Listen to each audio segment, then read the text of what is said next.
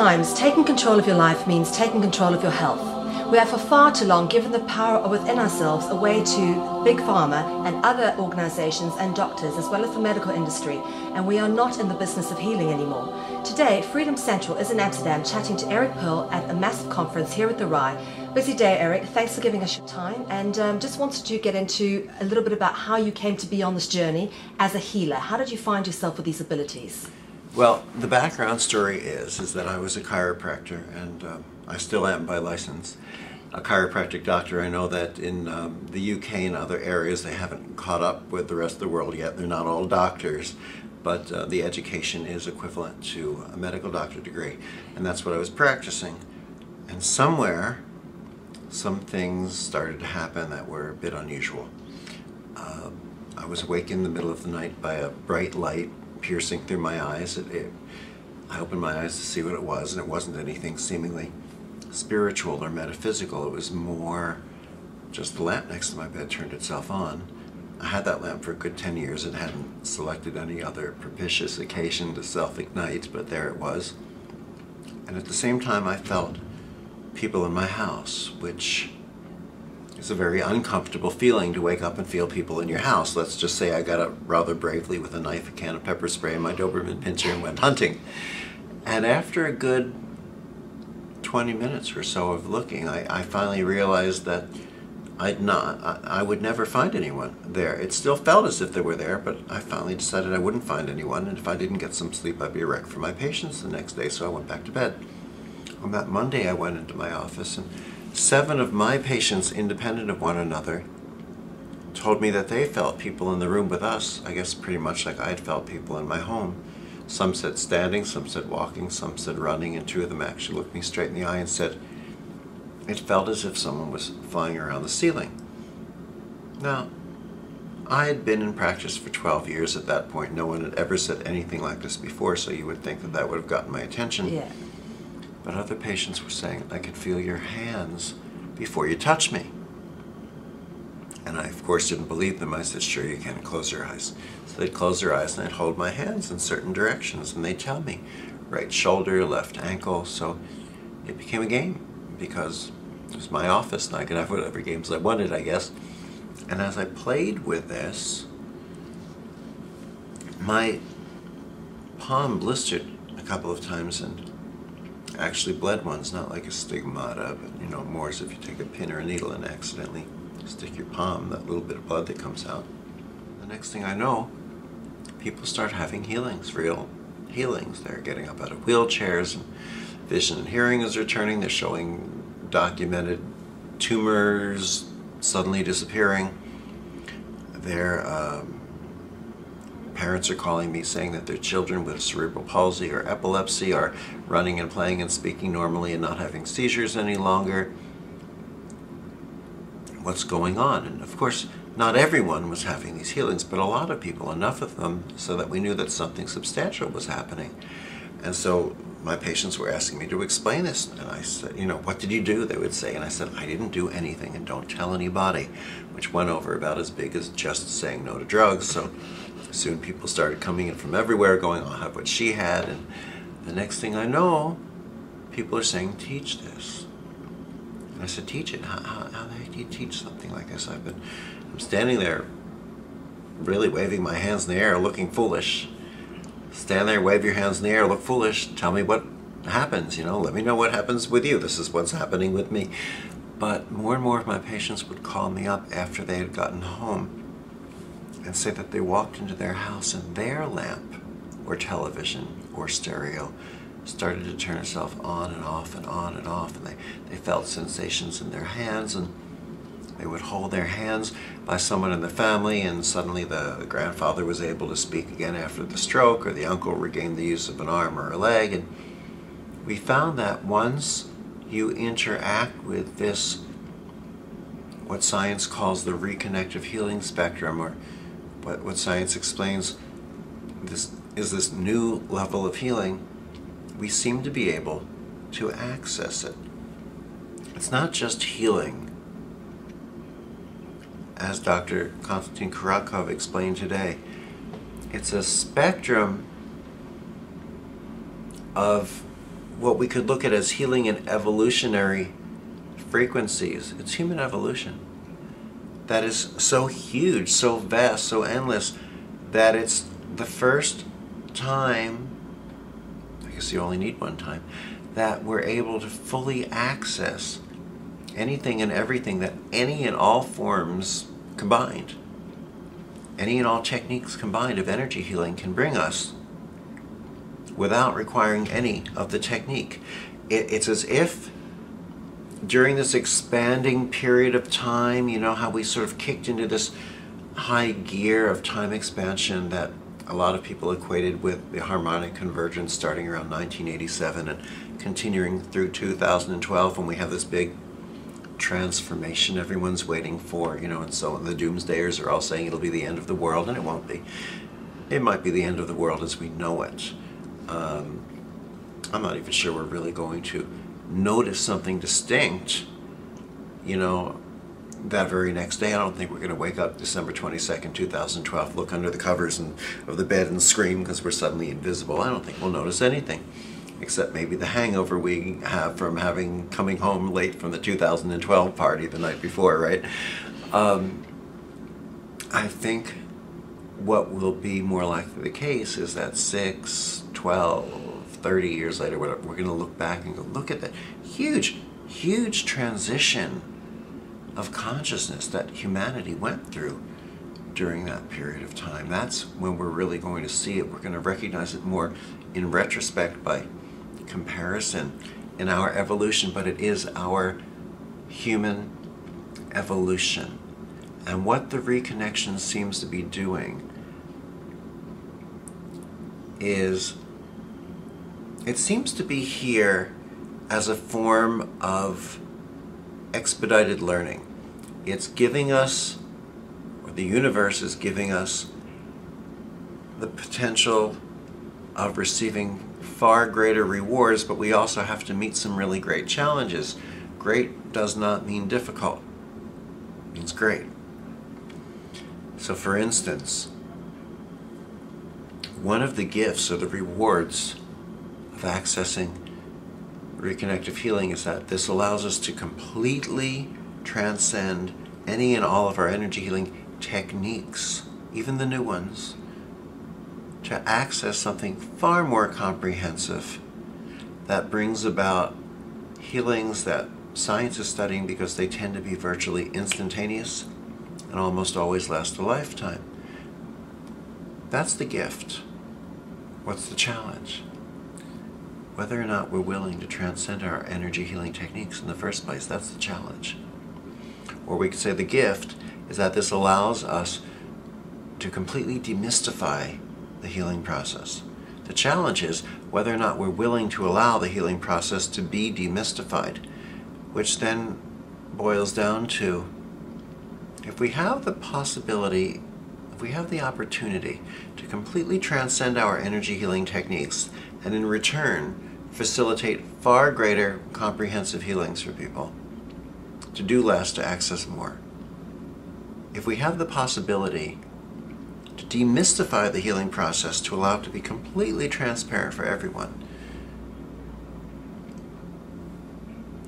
then and if we're not willing to step into that, then we have to ask ourselves why. And if we're not willing to ask ourselves why, then we really need to ask ourselves why we're not willing to ask ourselves why. What is it that we're getting from hiding behind keeping the mystique or the shroud around it? What is it that we're getting from keeping the complication and the technique? Well, I've learned this technique. Well, I'm a master in this technique. Well, I'm a master, grandmaster, and teacher in this technique. Well, I'm a grandmaster teacher in these techniques. What are we gaining out of attempting to appear special and to attempt to hold on to knowledge in a way, keeping it out of the hands of others? Obviously, there's a greater level to reach, which gives us a higher level of sustenance and of substance. It does not give us the fast food rush for our ego, but instead it gives us so very much more. So it's as if as time has opened up and expanded, we have the potential to stepping more fully into ourselves. But there's a personal challenge of accessing a level beyond our current ego level to do this. It's interesting because Reconnective Healing, a lot of questions that come up in the interviews is, how does this relate to religion? Well, it has nothing to do with religion. It does have to do with spirituality. Spirituality being, there's some intelligent force in the universe, call it God, call it love, call it universe, that causes trees to grow up and tree roots to grow down and children to be born with 2 eyes and 1 nose. I don't think it cares what we call it. I think a lot of people care what we call it, but I don't think it does. And our religions tend to be, I look at our religions as being windows of perspective into spirituality. So if someone spends all their life looking out of one window, for instance, this window over here to our right, views out onto a parking lot. Now, that's what they see as religion or the universe. See a parking lot, great. It's moving, it's always changing, people are walking on, walking off, cars are pulling in, pulling out, and that's the perspective. If after a while someone chooses to look out another window where they see a mountain or a beach, then they start to see more of the universe. Okay, the universe consists of a parking lot, people, movement, and a mountain or a beach. And we see more and we see more. But the fact is each window is a perspective onto truth. The religions are often arguing over whose view is right. And it's an argument no one can win because every view is correct. It's just that it's limited. It's limited by the window frame, and it's limited by the wall that's necessary to support the window frame. The structure that's required for the window is also the limitation. If we truly want to gain an overall view of what's going on, let's walk outside. Hey, let's get excited. Let's climb up on the roof and see the whole picture. So how does this relate to this new level of healing? Our techniques have been our windows into the world of healing and evolution. They have brought us closer, given us exposure, the ability to see and recognize more. We've studied one technique, we've become a master at it, a grandmaster. We've truly refined that technique. We've been excellent at tuning in that parking lot. But when we finally realize the parking lot is not the be-all, end-all, we say, well, what else is there? Let me try a new technique. And then we tune in and fine-tune and we focus in on the beach or the mountain and we gain more. The gift of accessing this full comprehensive spectrum of healing will not come from looking out of more and more windows. It will come from walking outside and climbing up on the roof and recognizing that our techniques that allow us to focus in on something better and better are also the glass ceiling or the limitation of accessing them. Because the more we focus in, the more we do so to the exclusion of the rest of the panoramic view. You following? Yeah. Okay. Brilliant description, actually. Our energy healing techniques are like training wheels on a bicycle, to use another analogy. Training wheels on a bicycle are very important. An energy healing technique teacher once said to me, oh, please don't use that analogy. It's very minimizing to the techniques. Is it really? Because if you have a very small child who wants to climb up on a very big bicycle, there are very few things in the world at that moment in time with any more value to you than a good set of training wheels, right? They're going to help your little girl or boy begin to develop his or her sense of balance on the bicycle and come home not being bruised and battered and broken and in tears. And once they've began to discover their sense of balance in this new world, then you as the adult who sees the larger picture, what do? Well, of course, what you do is you remove the training wheels, because although they've mastered the bicycle with training wheels, you recognize what they might not yet, which is that they'll never master the bicycle itself until the training wheels come off. The gift of the training wheels comes once we transcend the training wheels. If there's no one around to see this larger picture, that child's very likely to walk their little bicycle down to the training wheel store again, if there's no one there to stop them, and say to the training wheel store shop owner or something, what else do you have? And the shopkeeper will be thrilled to sell your child a second set of training wheels. Buy the 24-karat gold set. It'll show up on your MasterCard later that month.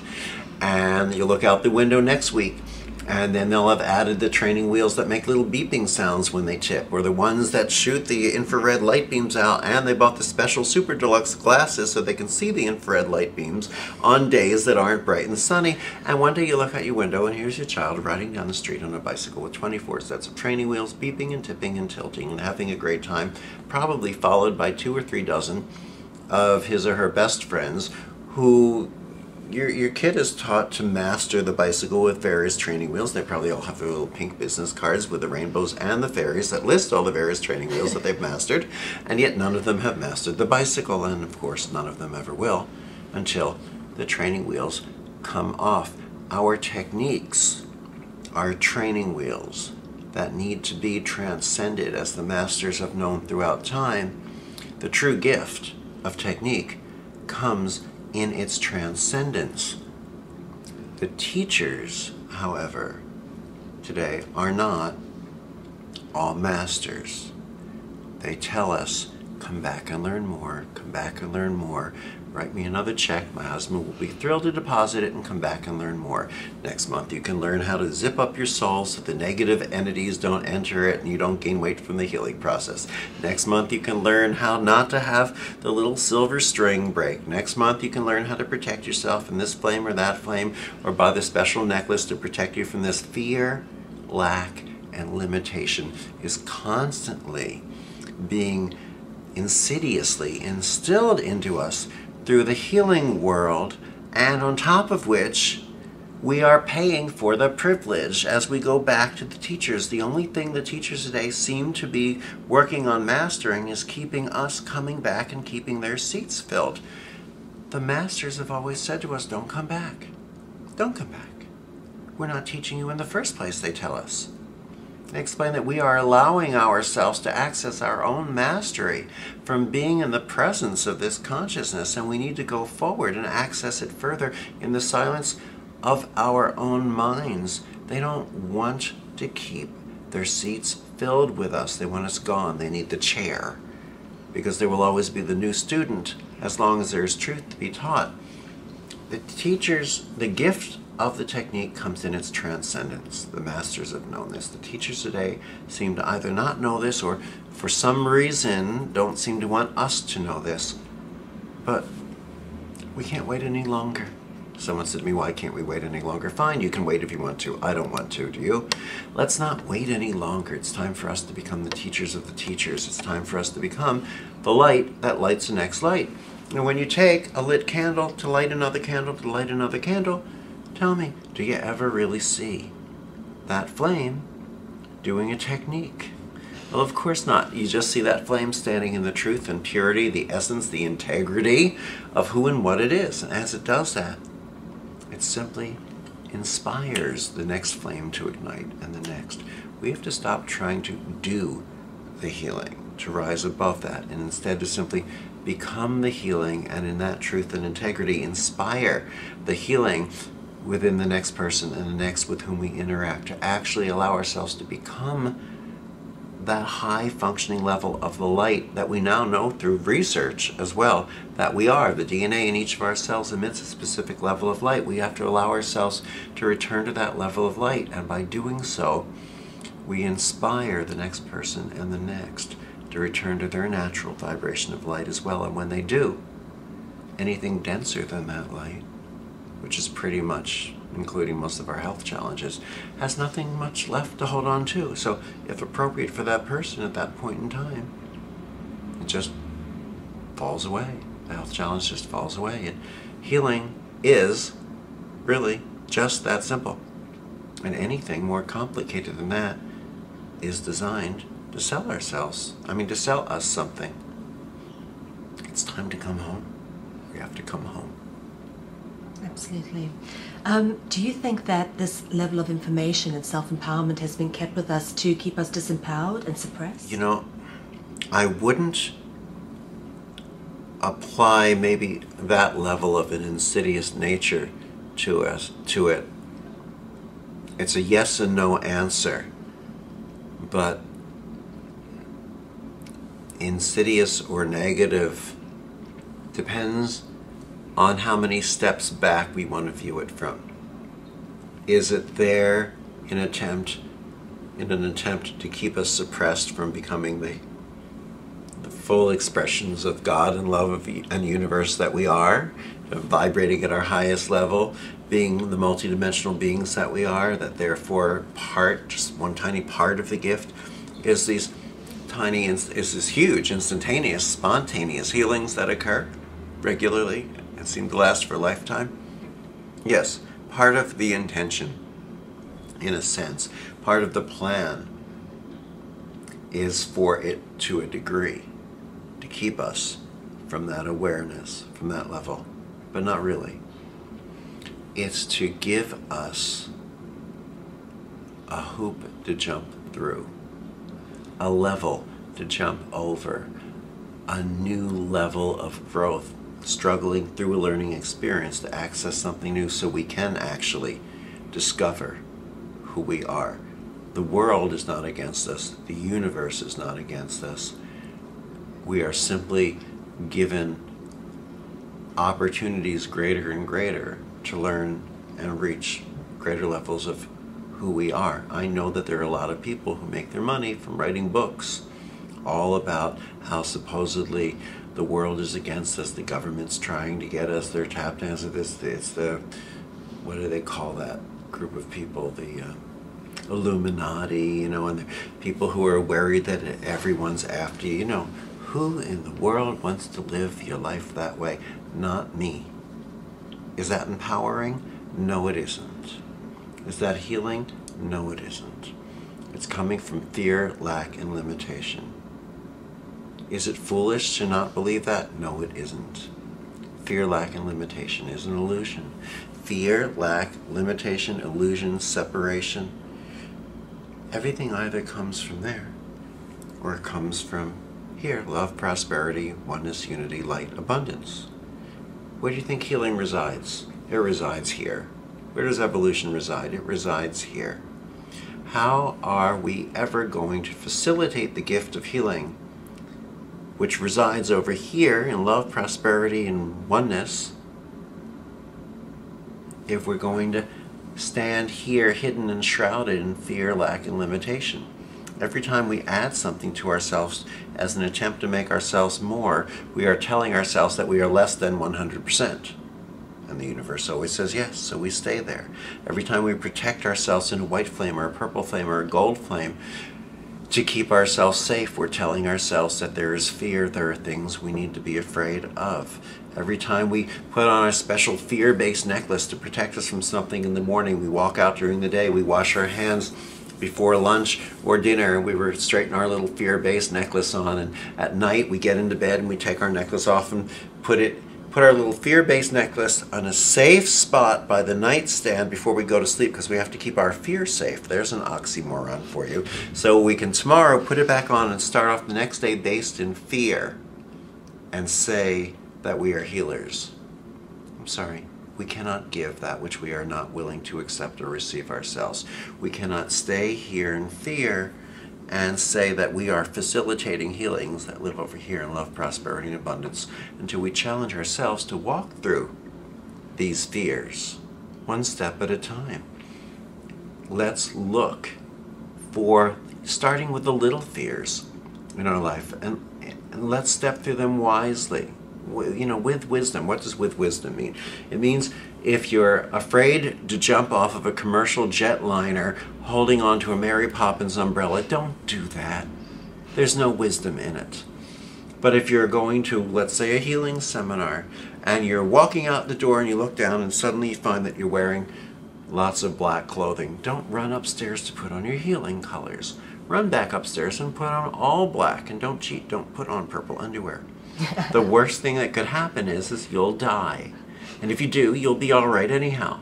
But if you don't die, you'll have just walked through one conscious fear. And each time we step through one conscious fear, 1,001 other fears that we're not even aware of fall away with that. And as we do that time after time after time, as you do that for a year, once a week, by the end of the year, we'll have let go of over 52,000 fears.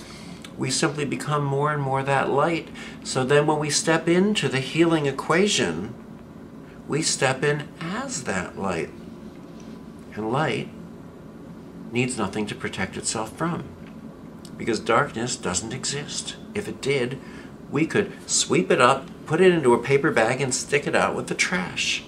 But darkness is merely that space where we have not yet allowed ourselves to shine as the light that we are. And as we recognize this, we step into the healing equation and we simply vibrate as that light level that we are. But we're not alone.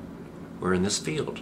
So we share that space with whoever has come to have a healing facilitated for them.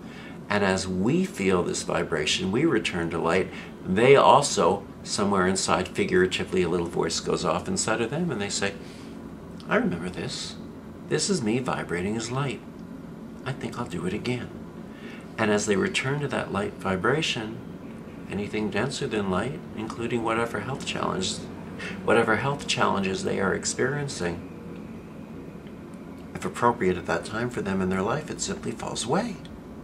And healing is just that simple. And anything more complicated than that truly is designed to sell us something. Not that I have an opinion on the subject. Right, you've written a fantastic book called The Reconnection. Obviously, I would encourage everybody to read it.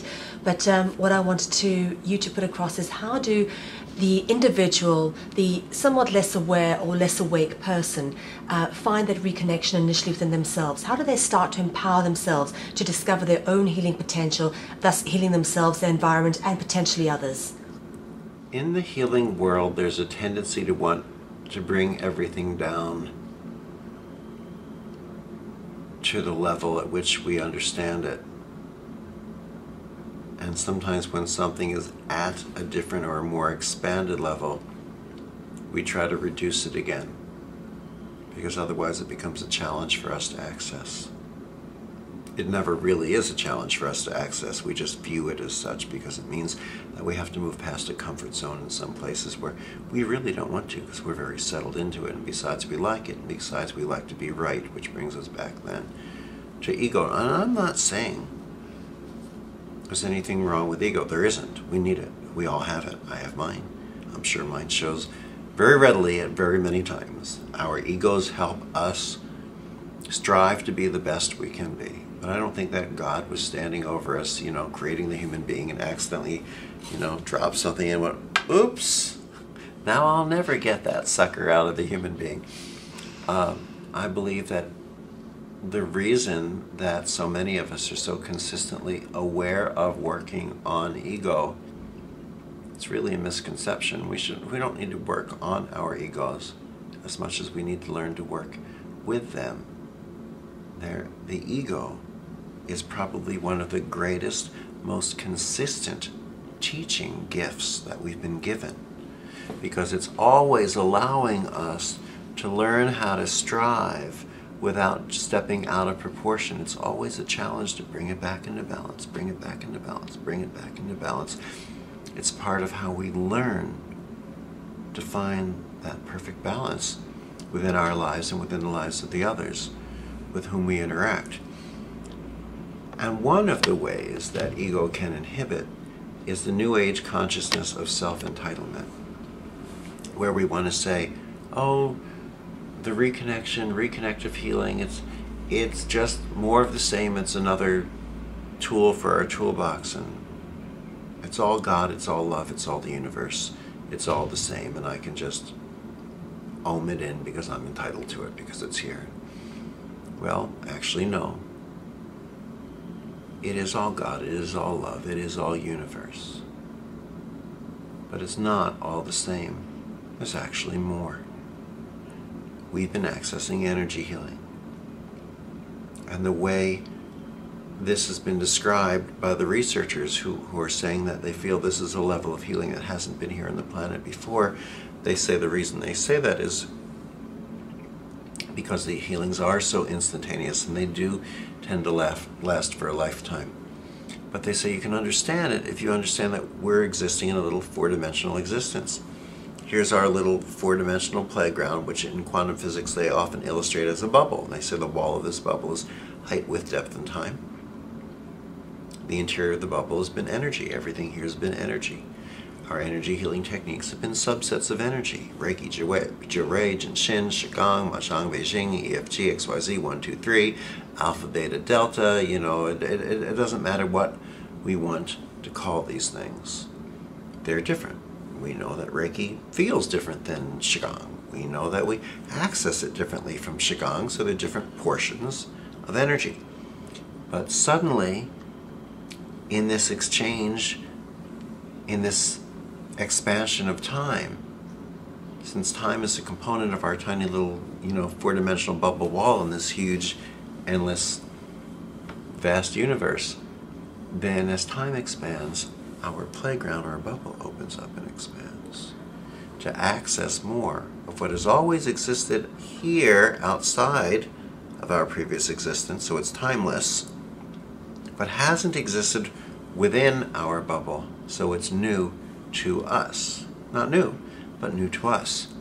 Now, a lot of people in the spiritual, metaphysical, New Age world don't really love this concept of new to us because, well, it doesn't let the ego feed by pretending to already have prior knowledge of it. They can't say, yes, I remember this from a past life in Atlantis or Lemuria. It's new. Sometimes something is just new, and you know what? Isn't that great? It's new. We're here to evolve and into new. And the bigger challenge is we cannot just sit there and ohm it in. Yes, everyone's entitled to it. No, we can't ohm it in. Everyone is entitled to the ocean. But that way of thinking would be like going to a beautiful beach resort, taking a penthouse hotel room and sitting in it and trying to ohm in the ocean. Well, you can ohm and ohm all you want. And guess what? The ocean isn't coming. Or if it does, run. It's a tsunami. You actually have to pick up your spiritual little butt, stick it into a bathing suit, the elevator, march across the lobby, march across the beach, and then, and only then, can you get as wet with ocean water as everyone else. Yes, we're all entitled to it, but we have to go and meet it. What happens, what's explained by the researchers, is in this expansion, we've been accessing not just energy beyond what's been here before, but beyond energy, a spectrum of energy, light, and information that we've not had access to before, and that seems to explain part of what's going on. And in order to access this new level, we actually have to interact with someone who has already accessed it. We cannot hide behind the delusion of saying we were reconnected in a dream, or we remember it from a past life. It's not from a past life. It's from now. It's a challenge for us to meet now. And the challenge is, am I willing to come to you and say, all right, you've already been bringing this through. You learned it from someone else. You've learned how to access it from someone else who accessed it from someone else. And now I would like to. I can't go, I'm just entitled. I'm afraid that little bit of ego gets smacked away from us. And that's a small price to pay to gain a much greater reward. Absolutely. One last final question. Do you have a message? As opposed to a next to last final question? Well, I know you're very tight on your time today, and I appreciate you taking time out to speak to us.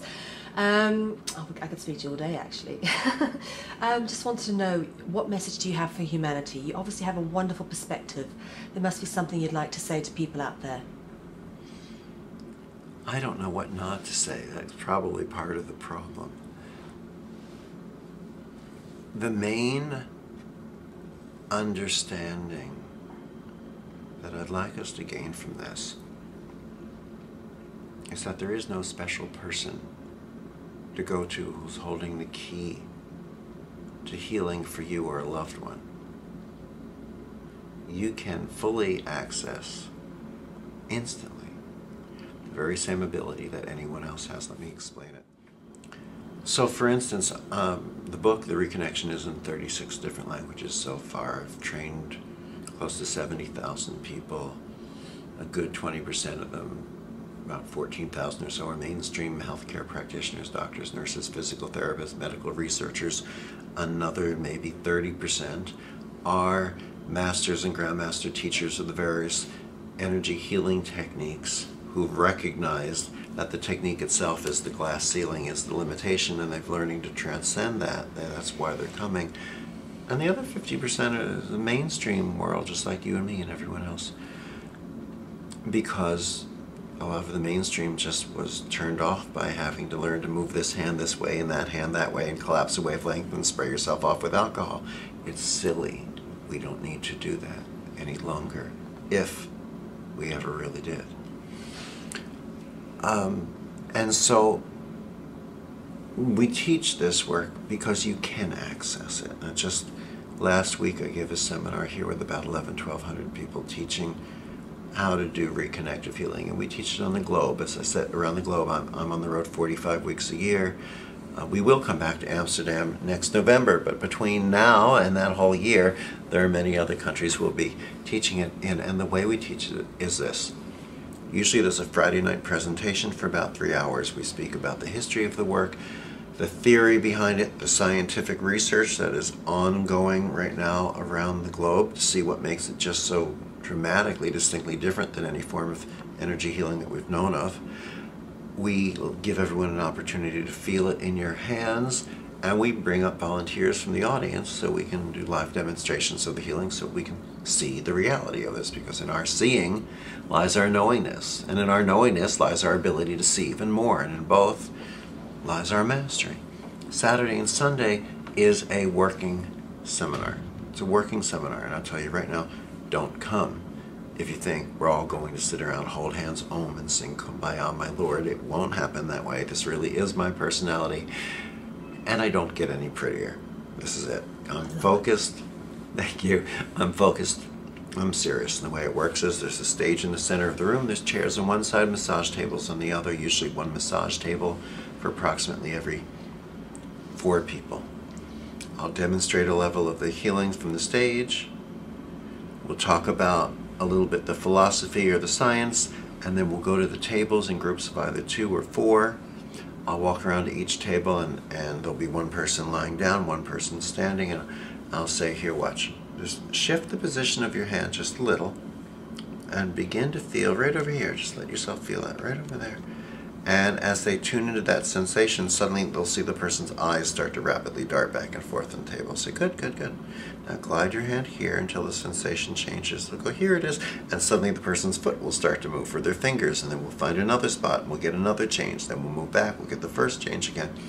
And as we correlate that, we begin to see a clear, distinct, woo-woo free feedback system that allows people to begin to recognize and access what's going on. We go back to the chairs, we discuss what we just did, we demonstrate the next level, we go back to the tables, and by the end of that weekend, one weekend, not 3 years, not a year, not 6 months, one weekend, I can pretty much make you 2 promises.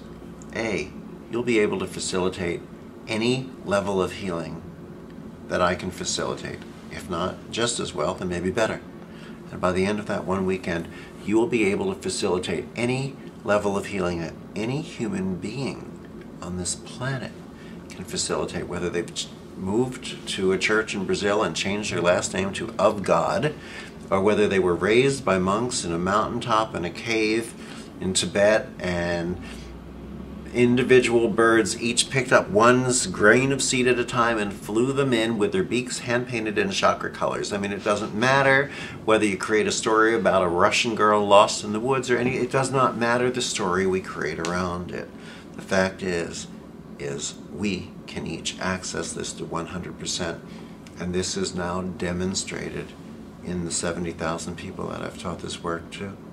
These healings can be brought through the same through each and every one of us. It is up to us to recognize that we can bring through the fullness of who and what we are. We can reconnect. We can heal others. And in the process, we heal ourselves, but only when we recognize we have to stop looking outside for someone or something, you have to come back home. Come back home. Eric Pearl, thank you very much for your time today. It was an absolute honor to chat to you, and I do hope we can hook up sometime soon.